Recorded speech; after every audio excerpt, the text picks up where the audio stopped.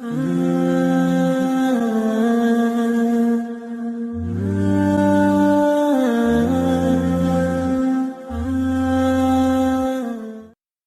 چیزوں سے پرہیز کریں جن کے لیے آپ کو بعد میں معافی مانگنی پڑے۔ لوگوں کو یہ دکھانے کے لیے پیسہ خرچ کرنا کہ آپ کے پاس کتنا پیسہ ہے بہت بڑی بیوقوفی ہے۔ ہارا ہوا شخص جیتنے کے بہت سے طریقے بتا سکتا ہے۔ بزدلی کا پھل نہ فائدہ دیتا ہے نہ نقصان۔ جلدی میں افسوس ہے لیکن صبر اور دیکھ بھال میں سکون اور سلامتی ہے۔ تعلیم کی کمی دنیا کی سب سے بڑی خرابی ہے۔ سب سے زیادہ عقل مند وہ ہے جو کسی کو معاف کر دے۔ اگر آپ کسی بیوقوف سے مدد لے رہے ہیں تو آپ خود کو نقصان پہنچا رہے ہیں۔ ہر کوئی دوسروں کی خامیوں پر تنقید کرتا ہے لیکن اپنی خامیوں پر اندھا بن جاتا ہے۔ جوانی میں جو کچھ سیکھا جاتا ہے وہ پتھروں کو بھی تراش لیتا ہے۔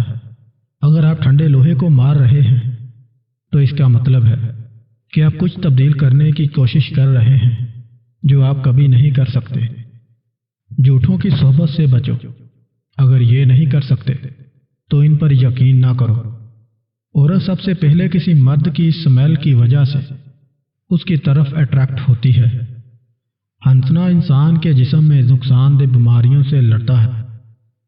جو آپ پہ اعتبار کرتا ہے وہ کبھی آپ سے وضاحت نہیں مانگے گا۔ کبھی بھی کسی سے اس چیز کے لیے بھیک مت مانگنا جس کو آپ حاصل کرنے کی طاقت رکھتے ہو۔ اپنی جیب میں موجود تھوڑے پیسوں پر گزارا کرنا کسی سے بھیک مانگنے سے بہتر ہے۔ انسان کے سر میں دماغ ہیرے سے زیادہ قیمتی ہے۔